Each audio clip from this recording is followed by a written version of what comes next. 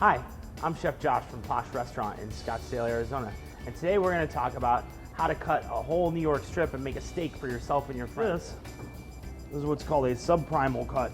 This is a New York strip, boneless, and this comes from a Wagyu. This is a Japanese cattle that's been bred in Australia to have more fat, like Kobe. So we're going to take it, and you have two sides here. You have a big fat cap on one side, which is when you have a New York steak at a restaurant. You see that little fat on one side. And then you have another side with just a little teeny bit of connective tissue on it. We're going to take this steak, we're going to pat it dry real good. It's going to come cryovac in a plastic wrap.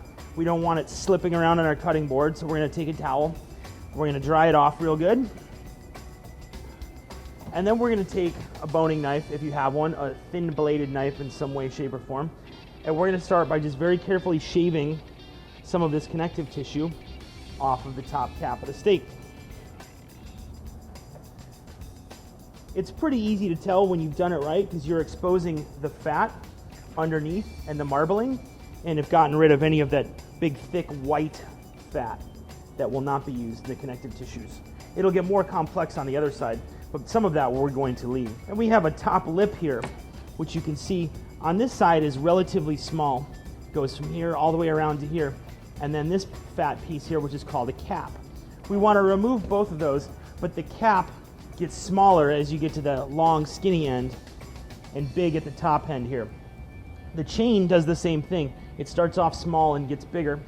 So we want to start off from the small end with the chain, and you can see naturally where the grain and marbling changes and you get that fat line. We're going to go right along it and just cut a little bit of that off the top. Get rid of some of the chewiest bits. And then take a little bit off of this top cap here too. This is a great thing to do if you're having a dozen people over, because if you go to your grocery store or butcher's market, they'll sell you this for a lot cheaper than they'll sell you the whole steaks already cut for 12, 13, 14 people. And you can cut them to the thickness that you want. Once we've got a little bit of that removed on the top, and again, we've exposed our nice graining marbling there, gotten rid of all this connective tissue. Take a little bit of our cap off here. Again, be real careful cutting away from yourself. I'm cutting and then grabbing the pieces that are already cut to keep out of harm's way. And then you go ahead and see this nice first steak here. You can decide how much of that you want to, how thick you want to keep it. Your steaks are going to get longer the further down the strip they get. The short ones are going to be short and squat in the front. So we're going to take a chef's knife, dry our hands real good while we change knives, and we're going to adjust the thickness. I'm going to go for about a 1-inch thick steak here. So you can then cut 1 inch thick, and you have a New York steak. Now we want to give this a little trim. We don't want necessarily that much fat on the backside. Some people like more fat than others, but you'll notice there's a little bit of a membrane here that holds the fat cap into place.